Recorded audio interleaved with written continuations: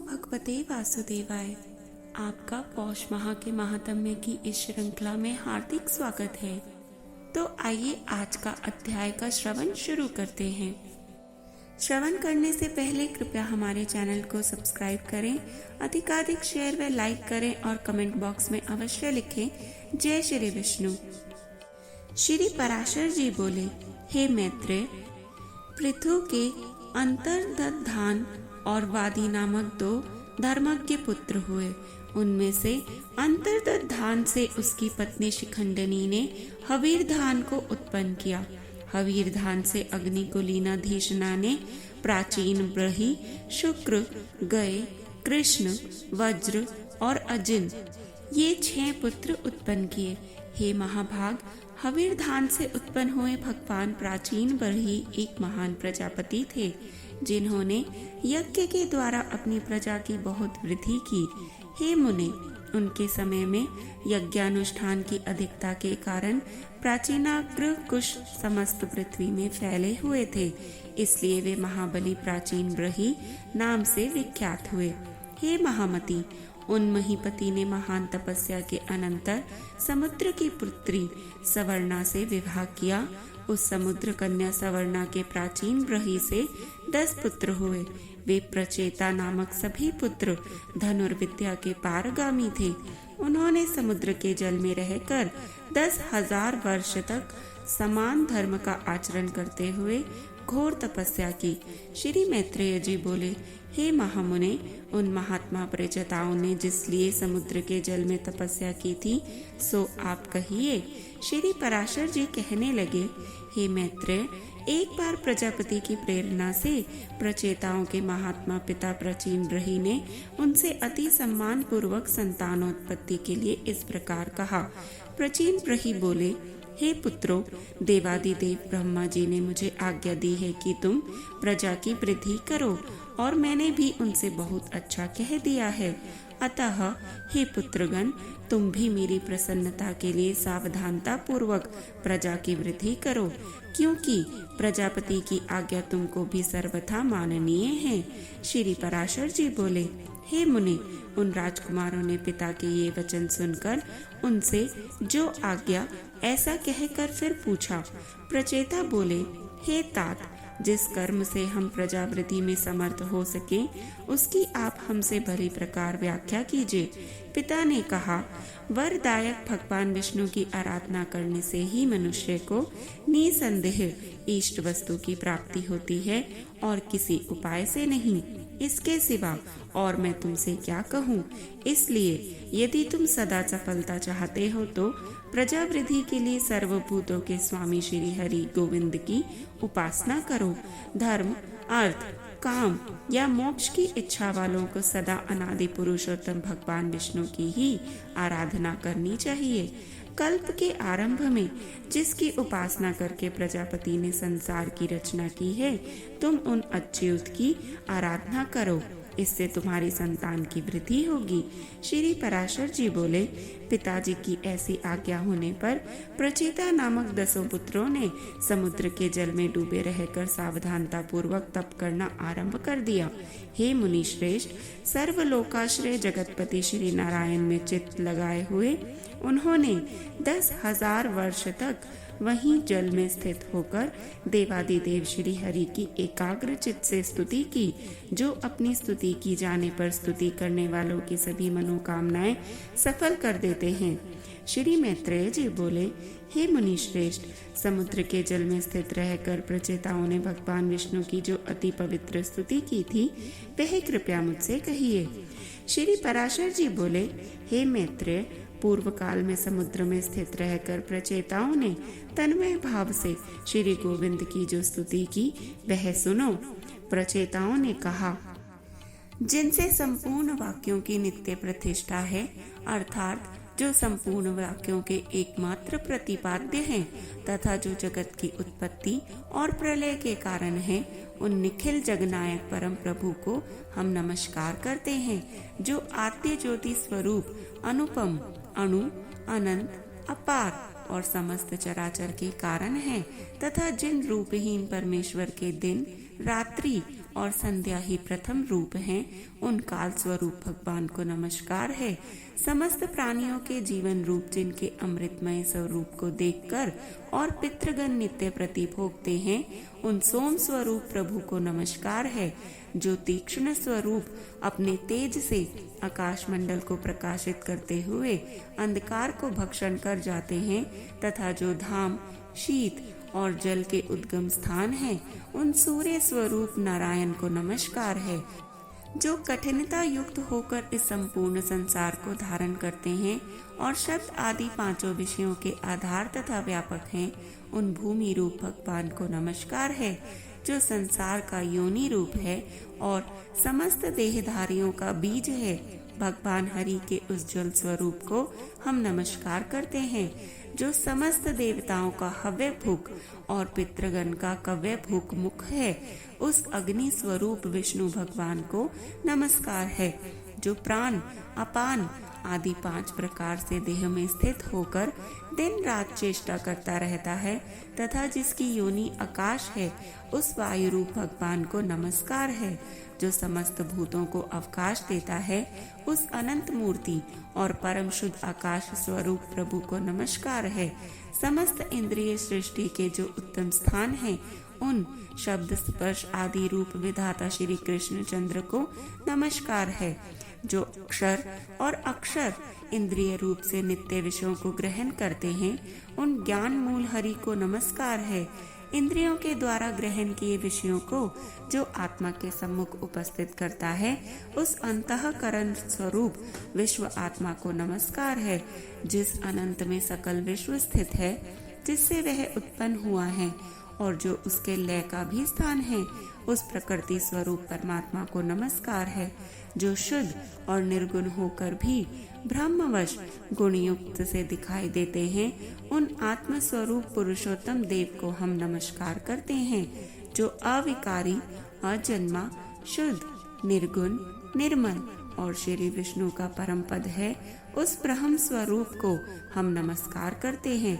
जो न लंबा है, न पतला है, न मोटा है, न छोटा है और न काला है, न लाल है। जो स्नेह, कांति और शरीर से रहित एवं अनासक्त और अशरीरी भी है। जो अवकाश, स्पर्श, गंध और रस से रहित तथा आँख, कान विहीन, अचल एवं जिह्वा, हाथ और मन से रहित है।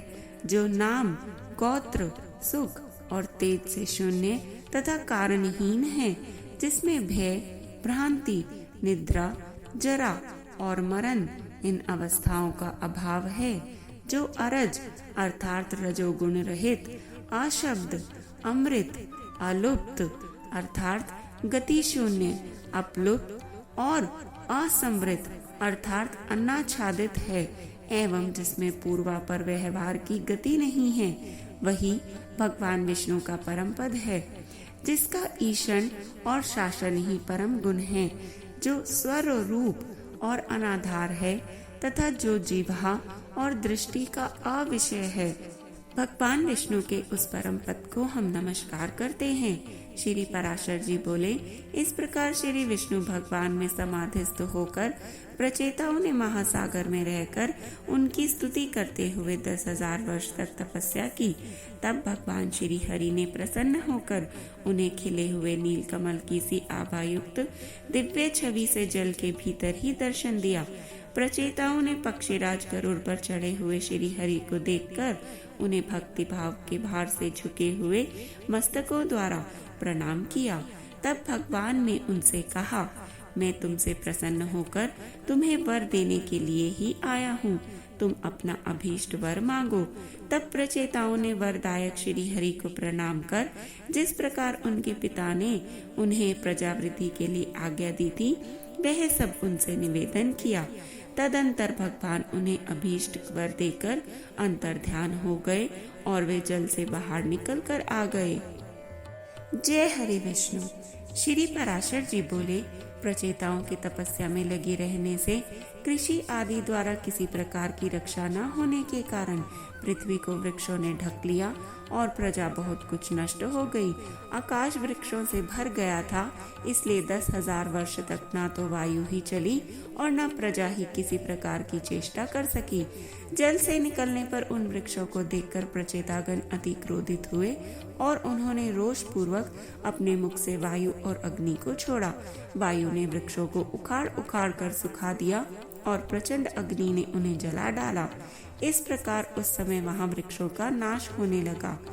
तब वह भयंकर वृक्ष प्रलय देखकर थोड़े से वृक्षों के रह जाने पर उनके राजा सोम ने प्रजापति प्रचेताओं के पास जाकर इस प्रकार कहा, हे नरपति गण, आप क्रोध शांत कीजिए और मैं जो कुछ कहता हूँ वह सुनिए। मैं वृक्षों के साथ आप लोगों की संधि करा दूंगा। वृक्षों से उत्पन्न हुई इस सुंदर वर्णावली रत्न स्वरूपा कन्या का मैंने पहले से ही भविष्य को जानकर अमृतमयी किरणों से पालन पोषण किया है। वृक्षों की यह कन्या मारीशा नाम से प्रसिद्ध है। यह महाभागा इसलिए ही उत्पन्न की गई है कि निश्चय ही तुम्हारे वंश को बढ़ाने वाली तुम्हारी भार्या हो।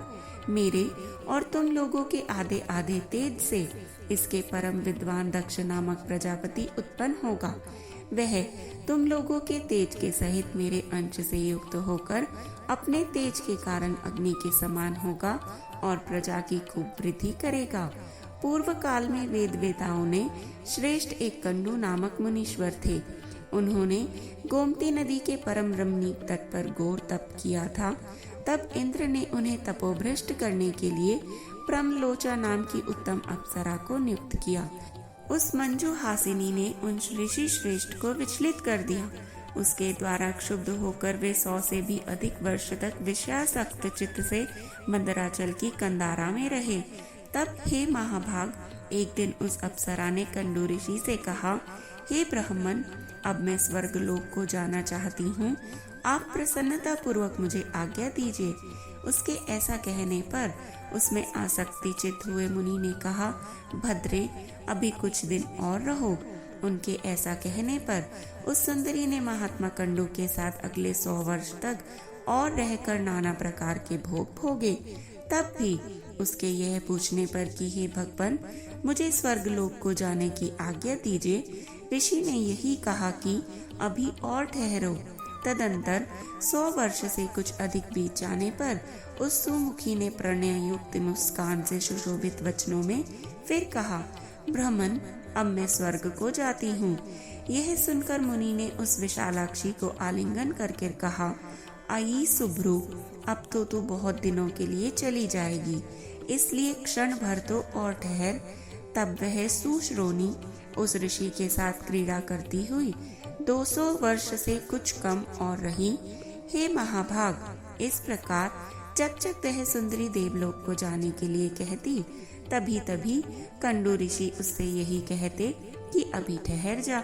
मुनि के इस प्रकार कहने पर प्रणय भंग की पीड़ा को जानने वाली उस दक्षिणा ने अपने दक्षिणय वंश तथा मुनि के श्राप से भयभीत होकर उन्हें ना छोड़ा तथा उन महर्षि महोदय को भी कामासक्त चित्त से उसके साथ अहर्निश रमन करते करते उसमें नित्य नूतन प्रेम बढ़ता गया। एक दिन वे मुनिवर बड़ी शीघ्रता से अपने कुटिया से निकले। उनके निकलते समय वह सुंदरी बोली, आप कहाँ जाते हैं? उसके इस प्रकार कहने पर मुनि ने कहा, हे शुभे, दिन अस्त हो चुका है, इसलिए मैं संध्योपासना करूंगा, नहीं तो नित्य क्रिया नष्ट हो जाएगी। तब उस सुंदर दांतों वाली ने उन मुनीश्वर से हंसकर कहा, हे सर्वधर्मज्ञ, क्या आज ही आपका दिन अस्त हुआ है?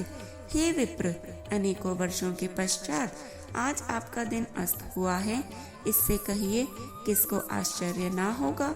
मुनि बोले, भद्रे, नदी के इस सुंदर तट पर तुम आज सवेरे ही तो आई हो, मुझे भली प्रकार स्मरण है। मैंने आज ही तुमको अपने आश्रम में प्रवेश करते देखा था। अब दिन के समाप्त होने पर यह संध्या काल हुआ है, फिर सच तो कहो, ऐसा उपहास क्यों करती हो?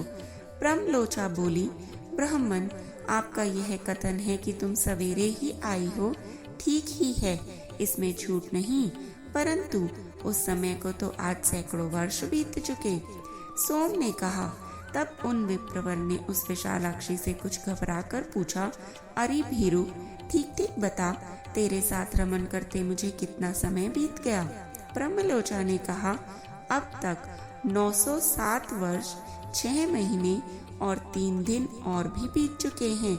ऋषि बोले, आई भीरू, यह तू ठीक कहती है या हे शुभे मेरी हंसी करती है? मुझे तो ऐसा प्रतीत होता है कि मैं इस स्थान पर तेरे साथ केवल एक ही दिन से रह रहा हूँ। ब्रह्मलोचा बोली, हे ब्राह्मण, आपके निकट में झूठ कैसे बोल सकती हूँ, और फिर विशेषतया उस समय जबकि आज आपने अपने धर्म मार्ग का अनुसरण करने में तत्पर होकर मुझसे पूछ रहे हैं। सोम ने कहा, हे राजकुमारों, उसके ये सत्य वचन सुनकर मुनि ने मुझे धिक्कार है ऐसा कहकर स्वयं ही को बहुत कुछ भला बुरा कह दिया।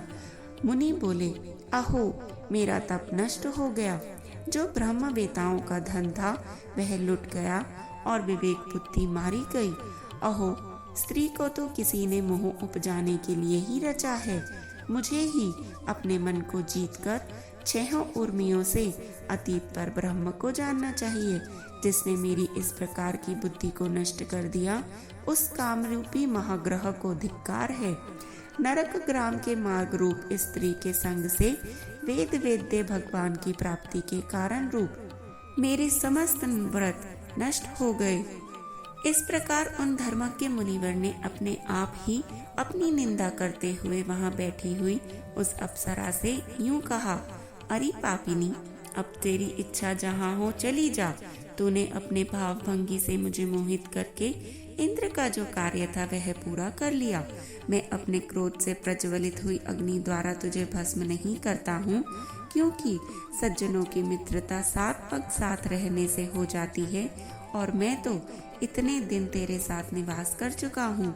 अथवा इसमें तेरा दोष भी क्या है जो मैं तुझ पर क्रोध करूँ? दोष तो सारा मेरा ही है, क्योंकि मैं बड़ा ही अजितेंद्रिय हूँ। तू महामोह की पिटारी और अत्यंत निंदनीय है। हाय, तूने इंद्र के स्वार्थ के लिए मेरी तपस्या नष्ट कर दी, तुझे धिक्कार है। सोम ने कहा, वे ब्रह्म ऋषि उस सुंदरी से जब तक ऐसा कहते रहे तब तक वह भय के कारण पसीने में सरोबोर होकर अत्यंत कांपती रही। इस प्रकार जिसका समस्त शरीर पसीने में डूबा हुआ था और जो भय से थरथर कांप रही थी, उस ब्रह्मलोचा से मुनि श्रेष्ठ कंडू ने क्रोध पूर्वक कहा, अरे तू चली जा। तब बारंबार फटकारे जाने पर वह उस आश्रम से निकली और आकाश मार्ग से जाते हुए उसने अपना पसीना वृक्ष के पत्तों से पोंछा। वह बाला वृक्षों के नवीन लाल लाल पत्तों से अपने पसीने से तर शरीर को पोंछती हुई एक वृक्ष से दूसरे वृक्ष पर चलती गई। उस समय ऋषि ने उसके शरीर में जो गर्भ स्थापित किया था वह भी रोमांच से निकले हुए पसीने के रूप में उसके शरीर से बाहर निकल आया। उस गर्भ को वृक्षों ने ग्रहण कर लिया, उसे वायु ने एकत्रित कर दिया और मैं अपनी किरणों से उसे पोषित करने लगा। इससे वह धीरे धीरे बढ़ गया। वृक्षाग्र से उत्पन्न हुई वह मारीशा नाम की सुमुखी कन्या तुम्हें वृक्षगण समर्पण करेंगे। अतः अब यह क्रोध शांत करो। इस प्रकार वृक्षों से उत्पन्न हुई वह कन्या ब्रह्मलोचा की पुत्री है तथा कंडू मुनि की, मेरी और वायु की भी संतान है। श्री पराशर जी बोले, हे मैत्रेय, साधु श्रेष्ठ भगवान कंडू ने भी तप के क्षीण हो जाने से पुरुषोत्तम क्षेत्र नामक भगवान विष्णु की निवास भूमि को गए, और हे राजपुत्रों, वहां वे महायोगी एक निष्ठ होकर एकाग्रचित से ब्रह्म पार मंत्र का जप करते हुए ऊर्ध्व बाहु रखकर श्री विष्णु भगवान की आराधना करने लगे।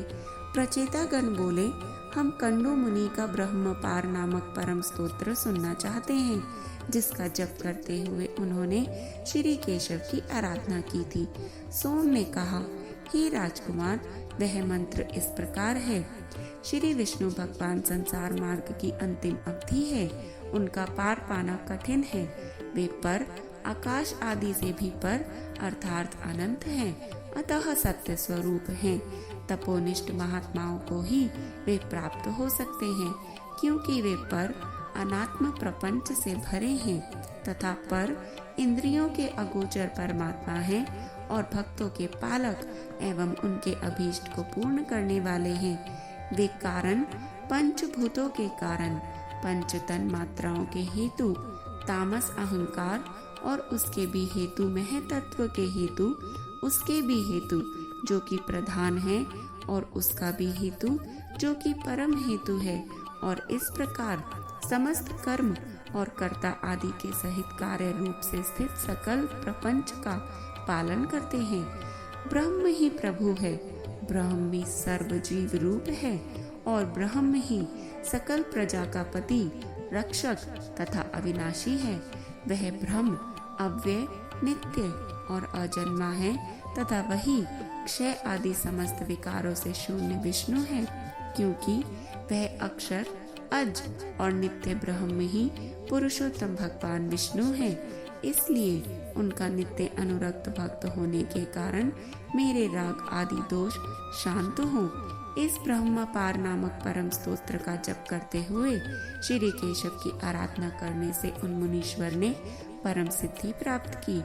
जो पुरुष इस सत्व को नित्य प्रति पढ़ता या सुनता है, वह काम आदि सकल दोषों से मुक्त होकर अपना मनोवांछित फल प्राप्त करता है। अब मैं तुम्हें यह बताता हूँ कि यह मारीशा पूर्व जन्म में कौन थी। यह बता देने से तुम्हारे कार्य का गौरव सफल होगा। यह साध्वी अपने पूर्व जन्म में एक महारानी थी।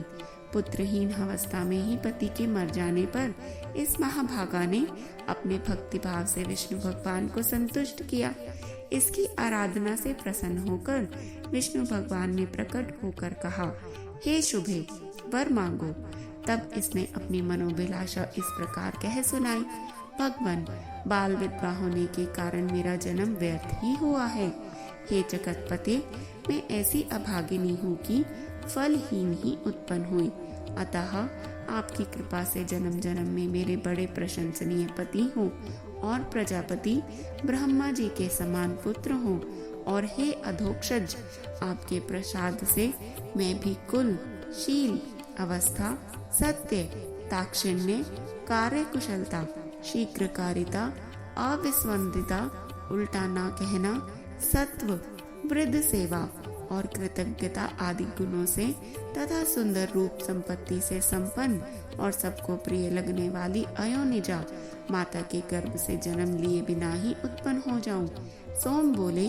उसके ऐसा कहने पर वरदायक परमेश्वर देवादिदेव श्री ऋषिकेश ने प्रणाम के लिए झुकी हुई उस बाला को उठाकर कहा, भगवान बोले, तेरे एक ही जन्म में बड़े पराक्रमी और विख्यात करमवीर 10 पति होंगे। और हे शोभने, उसी समय तुझे प्रजापति के समान एक महावीर्यवान एवं अत्यंत बल विक्रम युक्त पुत्र भी प्राप्त होगा। वह इस संसार में कितने ही वंशों को चलाने वाला होगा और उसकी संतान संपूर्ण त्रिलोकी में फैल जाएगी। तथा तू भी मेरी कृपा से उदार रूप, गुण संपन्ना, सुशीला और मनुष्य के चित्त को प्रसन्न करने वाली अयोनिजा ही उत्पन्न होगी। हे राजपुत्रों, उस विशालाक्षी से ऐसा कहकर भगवान अंतर्ध्यान हो गए और वही यह मारीशा के रूप से उत्पन्न हुई तुम्हारी पत्नी है। तो सब बोले, जय हरि विष्णु। श्रृंखला में आगे के अध्याय का श्रवण करने के लिए हमसे यूं ही जुड़े रहें और जपते रहें। हर हर महादेव।